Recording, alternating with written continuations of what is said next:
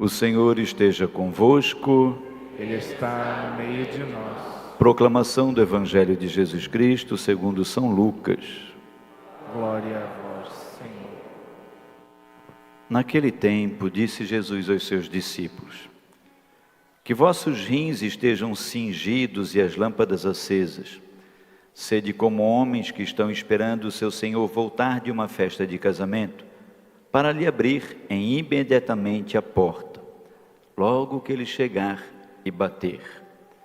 Felizes os empregados que o Senhor encontrar acordados quando chegar. Em verdade vos digo, ele mesmo vai cingir-se, fazê-los sentar-se à mesa e passando os servirá. E caso ele chegue à meia-noite ou às 3 da madrugada, felizes serão se assim os encontrar. Mas ficai certos, se o dono da casa soubesse a hora em que o ladrão iria chegar, não deixaria que arrombasse a casa. Vós também ficai preparados, porque o Filho do Homem vai chegar na hora em que menos esperardes. Palavra da salvação. Glória a vós, Senhor. Filhos amados, na grande alegria de podermos celebrar então esse dia de finados, dia em que nós rezamos por todos os nossos falecidos. É dia de a igreja estabelece um dia especial no ano para que nós nos voltemos, nos lembremos das almas. Rezar pelos nossos falecidos é uma obra de misericórdia. Então, quando a igreja estabelece um dia especial no calendário litúrgico, para que nós nos lembremos de todos os finados, para que visitemos o cemitério e rezemos, é para estabelecer a importância que tem isso também para a nossa vida. Mas não para que a gente se entristeça, para que a gente chore, mas para que a gente viva a alegria da promessa do Senhor da vida eterna.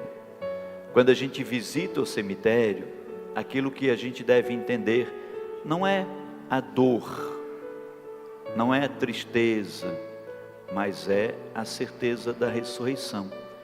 Visitar o cemitério é saber que um dia também estaremos lá, mas quando estivermos lá, nosso corpo estará na terra, a matéria, a carne, a pele, mas a alma tem um lugar, que é da eternidade. Esse mundo é passageiro, mas existe um mundo para além daqui. Por isso é que a liturgia nos traz a primeira leitura do livro de Jó. Jó está sendo atormentado, caluniado por seus amigos. Jó é um homem temente a Deus, teme a Deus, mas ele está sofrendo, está doente, perdeu seus filhos, seus descendentes todos, os genros, as noras, perdeu inclusive os bens materiais, continua louvando a Deus e agora ele começa a ser perseguido, caluniado pelos amigos. E aí ele faz uma afirmação, que é essa que nós lemos hoje. Jó tomou a palavra e disse: gostaria que minhas palavras fossem escritas e gravadas numa inscrição, com ponteiro de ferro e chumbo, cravadas na rocha para sempre. Ele quer que essa palavra fique cravada na rocha. Ele queria que ele gostaria, diz ele não imaginava que milhares de anos depois nós estaríamos aqui, na Igreja dos Sagrados Corações em Barreiros, refletindo essa palavra dele, uma palavra que atravessou os milênios e chegou até nós. O desejo dele era isso, mas ele pensava que para isso acontecesse, ele teria que gravar essa palavra em ponteiro de ferro com chumbo e na rocha para sempre. Foi escrita nos pergaminhos, foram sendo encontrados ao longo dos séculos. Mas qual é a palavra que ele queria que ficasse gravada para sempre? Qual é a palavra que ele dava tanta importância que ele queria que fosse escrita em ponteiros de ferro e com chumbo? Essa palavra que ele diz: eu sei que o meu Redentor está vivo e que por último se levantará sobre o pó, e depois que tiverem destruído esta minha pele, na minha carne, verei a Deus, eu mesmo o verei. Essa certeza dele, a certeza, eu sei que o meu Redentor está vivo, essa certeza ele queria que ficasse gravada para sempre. Ele queria que ficasse marcada no coração de todas as pessoas: o meu Redentor vive, o teu Redentor vive. Nós temos um Senhor que vive e está e que nos redime e nos perdoa dos nossos pecados. E a certeza de Jó: quando estiverem destruída esta minha pele, esta minha carne, verei a Deus. verei a este Redentor. É a certeza de que há para a gente uma eternidade. Aqui passamos alguns anos, aqui passamos um tempo, mas para além daqui há um tempo sem tempo, um tempo eterno, um tempo total. E aí a palavra de Deus, no texto do Evangelho, o Senhor Jesus nos pede para estarmos preparados para este tempo. Que os vossos rins estejam cingidos, diz o Senhor. Para a gente não faz sentido rins cingidos, mas se a gente vai ler o livro do Êxodo, por exemplo, quando Moisés lidera o povo e vai tirar o povo do Egito, ele diz: cinjam os rins, estejam de rins cingidos, preparados para a fuga. Eles vão fugir e vai ser de noite, ninguém sabe direito o horário do toque para a fuga. Então, para estar preparado, rins cingido, porque as roupas daquela época eram roupas assim, como as roupas que o padre usa, né? Roupas em tecido único, inteira, assim. É difícil fugir com essa roupa, sair correndo. Cingir os rins é colocar o símbolo, como se fosse uma corda, uma cinta, ao redor da cintura, para prender a roupa, para daí ficar preparado. O que Jesus está dizendo? Esteja preparado, porque a gente não sabe se vai ser na madrugada, ao amanhecer, de noite, de dia. Esteja preparado com os rins cingidos. Feliz aquele empregado que o Senhor encontrar assim. E aí ele faz uma outra comparação, que a gente também precisa contextualizar para fazer sentido para a gente. Mas ele diz, como o empregado que espera o patrão chegar da festa de casamento. O patrão saiu para a festa de casamento. Na época de Jesus, as festas de casamento duravam dias. E o patrão ia para a festa e ele ia voltar para casa trazendo a sua esposa.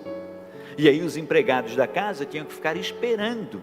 Não sabiam que horas o patrão ia chegar. Tinham que estar acordadinho para hora que ele chegasse, receber bem. A primeira vez que a esposa vai chegar na casa, tem que receber bem. E quando o patrão chegasse, eles tinham que estar com tudo preparadinho para servir o patrão. Agora o Senhor ainda inverte essa ordem. Ele diz, se o Senhor voltar e chegar numa hora que ninguém está esperando, mas encontrar os empregados dispersos, espertos, os empregados preparados, Ele mesmo os servirá. Olha só que interessante. Se o Senhor voltar e encontrar os seus preparados para a sua volta, Ele mesmo os servirá. Ele mesmo vai cingir-se. Aí nós vamos nos lembrar do momento da última ceia, quando o Senhor ao redor da mesa colocou os seus discípulos. Ele mesmo se cingiu, colocou uma toalha ao redor da cintura e foi servir, lavar os pés dos seus, para depois então servir a mesa. E depois Ele partiu o pão e deu. Ele serviu o vinho. É um Deus que nos quer salvar e está disposto a servir aqueles que Ele encontrar preparados para a salvação. É um Deus que quer que todos nós ganhemos o céu. Nós vamos lembrar de um outro texto da Sagrada Escritura, quando nosso Senhor Jesus Cristo diz assim: não quero perder nenhum daqueles que o Pai me deu. E aí, filhos queridos, o texto da segunda leitura que nós ouvimos hoje, essa grande palavra de conforto, de consolo para esse dia, é da carta que São Paulo escreve aos Coríntios. E Paulo lembra: Cristo ressuscitou dos mortos como primícia, o primeiro daqueles que morreram. Com efeito, por um homem veio o pecado e a morte, também por um homem vem a ressurreição e a vida. Como em Adão todos morrem, em Cristo todos reviverão. Essa é a certeza que nós temos. Para a gente é sempre um pouco complicado, difícil entender como que por um homem entra o pecado para todo mundo, porque esse primeiro homem é o Adão, é o princípio da humanidade, é o nosso primeiro pai. Deus o cria, o põe para morar no paraíso e faz um pedido para ele, que ele seja obediente. Ele acaba desobedecendo. Por causa da desobediência entra o pecado. A desobediência daquele primeiro homem traz o pecado para todos nós. Nós nascemos nesse pecado da desobediência, fruto do pecado do nosso pai primeiro. Mas como por um homem Adão vem o pecado e a morte, o salário do pecado é a morte, por um homem Jesus, na plenitude dos tempos, vem a salvação, a ressurreição e a vida. Só que a salvação, a ressurreição e a vida é muito maior. O efeito é extraordinariamente maior do que o efeito do pecado de Adão. A salvação em Jesus Cristo, a ressurreição, a vida eterna, é para todos nós, é sem exceção. Muitos virão do Oriente, do Ocidente, de todos os lugares. Agora é preciso estarmos preparados, é preciso estarmos com os jeans cingidos, é preciso estarmos com as lâmpadas acesas, ou seja, estarmos em estado de graça, estarmos em comunhão, em oração, buscando uma vida digna, justa, reta, santa diante de Deus. Nós recebemos todos esses santinhos que entraram aqui, São Francisco de Assis, Madre Teresa de Calcutá, todos os santinhos, Nossa Senhora de La Salete, São Padre, todos os que a gente são exemplos de homens e mulheres que como a gente, pôde entregar a sua vida para Jesus, e o Senhor voltou para eles, e eles estavam com as lâmpadas acesas, de rins cingidos. Celebrar todos os santos é celebrar, além desses santinhos que estão sentados aqui, dos santinhos da igreja, todos os santos e santas que estão na comunhão. Quando a gente reza o credo, a gente diz: creio na comunhão dos santos. Há uma comunhão dos santos. Os santos, aqueles que morreram, aqueles que o Senhor encontrou quando os chamou com as lâmpadas acesas, com os rins cingidos. Que nós aprendamos com a palavra de Deus e nos preparemos também para quando Ele nos chamar. E que a palavra de Deus nos ajude a ganhar a vida eterna